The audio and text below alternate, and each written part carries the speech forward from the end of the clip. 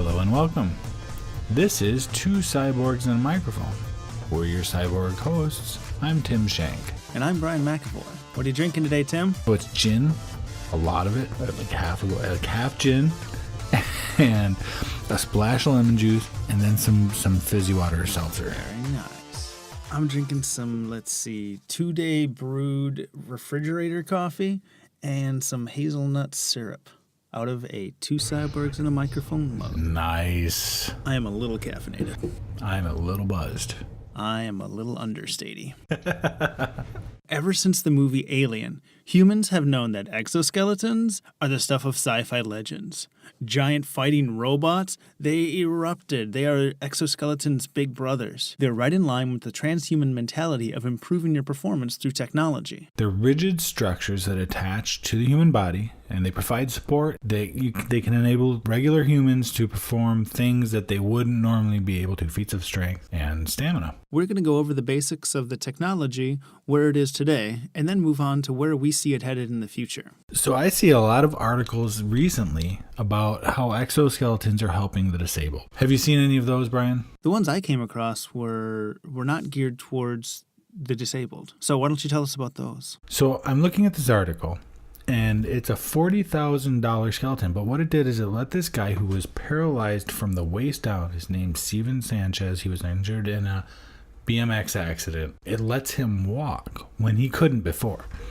So this device, it straps onto him, and I see that it goes over his shoulders, but it's secured to his hips. But it has support for his legs. It has joints at the knees, joints at the hips that lets him actually walk when he wouldn't have been able to before. Okay, yeah, I have seen these. We've talked about prosthetics in the past, and prosthetics are ludicrously behind the times. But this isn't. This is where we should be. This is what we should be giving people who don't have a use of their legs. I've talked to a guy in a wheelchair. He was desperate to be able to walk again. When you're disabled, say for this guy from the waist down, that takes you out of the running for so many things. I mean, just going places becomes a big deal, and being able to walk on your feet is very important. Oh, our world is not built for somebody in a chair. It is built for bipedals. So something like this, it's a game changer for somebody like him. When somebody's disabled, they become segregated from the rest of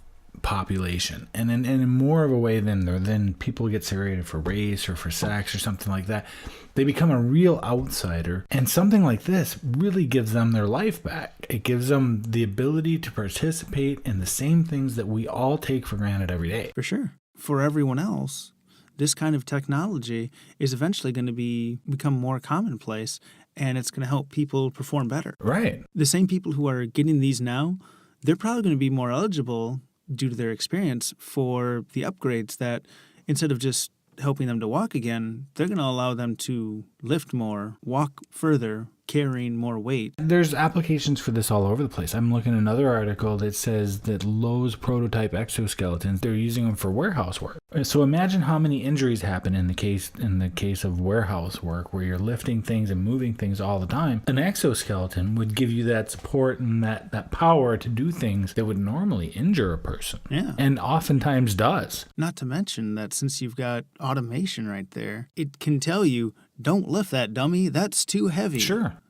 Whereas, I mean, as a guy, I'm more prone to be like, I can lift it. There's somebody looking.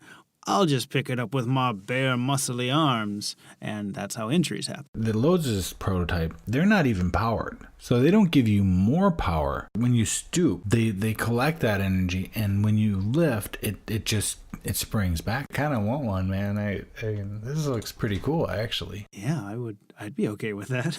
I could do all sorts of stuff that I really have to be careful with. People who enjoy gardening, but they know it's just going to wreck their joints. They could just wear while they're gardening, enjoy their gardening like usual, and then head inside and just, spray it off with the hose. That'd be so cool. Cleaning the garage. I got to move the kayak. So today I'm going to strap this thing on. Something that I normally do and usually have to be very, very careful of. They're 50 pounds each, but they're bulky and hard to move around. Do you know what these remind me of? What? Jumping stilts. Right. Yeah. And they're kind of along the same lines. They're actually very similar in design. They're like a flexible piece of bowed material that hooks to your legs. And I tried to build ones myself, and I did not succeed, which probably explains why I still have an unbroken neck. That's funny. Something like this could have saved my back from going out countless times. Yeah, I know it looks a little cumbersome. It also looks like you've got some hard mounting points, so you could carry things with you. I bet I could get Sarah to sign off on something like this. She doesn't like when my back goes out. I can teach you how to work with fiberglass and resin. Build your own. Okay. Well, these are carbon fiber though. Same concept, epoxy and carbon fiber strips. So cool. Yeah. Boy, I could use that. So those are some good examples of passive exoskeletons. The Army's working on one that allows soldiers to carry more, walk further, and these are battery driven. So you do need to be near a charging station or a battery depot or something like that. You can carry, instead of a 40-pound backpack, you can carry a much heavier pack and you can walk for much longer periods of time. And there's some pretty obvious advantages to that. Absolutely. So this one primarily concentrated on the legs and hips. Everything that needed to be carried was carried on the hips, which is how you want to do things. It powered the legs, so you weren't exerting as much energy moving yourself and your pack. Well, that would be very helpful for so many different things, but especially in the military. I can understand. I mean, bringing equipment into rough terrain is definitely a challenge. Right. And you could carry on foot, a much bigger cache of supplies to last you, get to a certain point, set up your camp, and then go out on foot from there, which normally it wouldn't be a possible mission without some kind of wheeled vehicle. Or imagine being able to be on patrol for significantly longer because you're not getting tired on your feet. That's where this is now and what you can do with it now. So right now we're able to help the disabled who are paralyzed control their body. And actually you can listen to our other episodes to talk about how people are mind controlling this stuff. So it's actually more native than you would imagine. So where do we go from here? I'd like to see a more permanent approach to exoskeletons. Maybe our joints that wear out could be made semi-external, or maybe we could attach to the bones, keep those joints under less stress by putting mechanics outside the body. They could be powered as somebody weakens over age, or just generally take some of the stress off those joints. What's the benefit of using of exoskeleton versus replacing internal skeletal parts? If you could keep your natural knees working for your entire life, which our life expectancy is expanding, you're going to be better off because the joint replacements have a limited life. I've heard that they can only last so many years. Like I think a shoulder replacement's only good for 20 years, and then you're effed. You can't replace the replacement. You're just kind of stuck with this low-functioning chunk inside you. If your knees can last forever, if your hips last forever, if your shoulder lasts forever. I know a woman who had to have a shoulder replacement in her 30s. When she hits 50 or 60, she's screwed. But if you can get another 20 years, there's a decent chance that it will be able to replace, right? And 20 years we'll probably be able to do something better. The other advantage is being able to go above and beyond stock human ability. Because you can't put extra power into replacement knees, hips, shoulders yet. Right. Right? Otherwise, I'd have a couple. Sure, I'd break my elbow just to get a new one. But I'd help you break your elbow. You're so awesome, Brian. You're welcome. Nobody's twisting your arm to get this joint replacement, Tim. Actually, Brian is literally twisting my arm. So, Brian, we should get a project together and build something.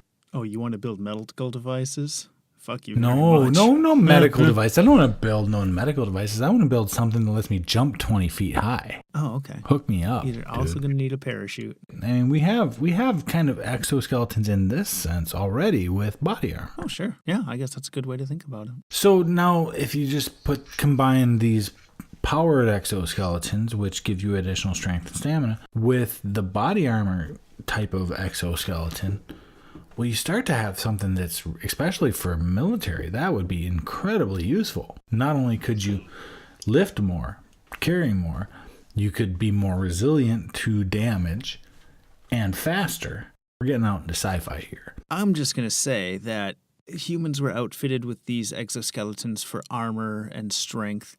I would watch that football game. I would watch every episode of Cyborg Football. Absolutely. Cyborg Olympics. Enhanced people were clobbering the crap out of each other on a football field. And I don't care if you consider American football or what Americans call soccer. I'd watch it. Oh, absolutely. And let's talk about what we were promised, which is Cyborg Olympics, man. Because I have not yet seen that. When is that coming? Because something like It this. was already a thing, but it was very underwhelming. Like we were hoping for people in cybernetic suits battling in the Matrix, and I think what we got was people with the carbon fiber replacement feet running, but it's not dueling cyborgs. Well, it kind of is. Yeah. Right? Yeah, technically. I mean, dueling in the sense of competing, and cyborgs in the sense of they got new feet. But let's move that to boxing. Let's put these exoskeletons, the additional power and strength into boxing. So robot wars, but manned vehicles. Yeah, Sign me up. that'd be something. I'd watch that, man. I would. You can get me in one of those suits, but sign me up for watching. Yeah, I wouldn't pilot it. Not for boxing. No. But, and you got running. It's all kinds of other things. I'm looking forward to seeing that. And maybe exoskeletons will be a part. One of my favorite things to do while longboarding is to just go out and cruise and see nature. It's not about doing technical tricks. It's not about being able to pull off some gnarly move. It's just about getting out and seeing things. If I could, take a 7-mile walk without having to come back gross and sweaty, that'd be great. That'd be a very recreational use of an exoskeleton. So that's it for exoskeleton. They're add-ons, superhuman strength and stamina. You can use them to recover from physical illness. You can use them in sports, industry, and maybe someday for walking 15 miles. Thank you for listening. We invite all our listeners to email us at cyborgs@twocyborgs.com. You can also shoot either of us an email at tim@twocyborgs.com or brian@twocyborgs.com. So our slightest update, it's my fault, but it's up. You can go to twocyborgs.com. You can check out our store. You can get coffee mugs, dog t-shirts. I got one of those. My dog looks super awesome with the Two Cyborgs logo on it. You can support our podcast and be awesome. You can also get human t-shirts. I also want to talk about Patreon because we could use your support. Patreon helps us cover our operating costs, maybe get ourselves some exoskeleton upgrades. I doubt it because they're $40,000. So 40,000 people is all we need to contribute $1 each. And we can have a cyborg exoskeleton help us with this. It's an important mission. This is Tim Shank. And this is Brian McAvoy. You've been listening to Two Cyborgs and a Microphone, brought to you by a couple of cyborgs with microphones. Like, follow, share, +1, and don't forget to subscribe on any of the popular podcast services, including Google Play Music, iTunes, and Stitcher. Commenting on iTunes is really important, so please let us know what you think. And we're also on Twitter @2cyborgs.